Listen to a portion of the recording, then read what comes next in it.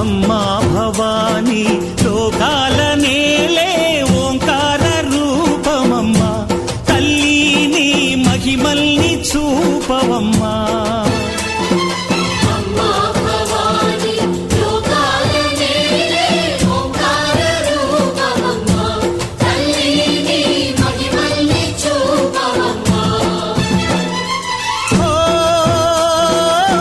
సృష్టికే దీపమా, శక్తికే మూలమా, సింహరథమే నీదమ్మా.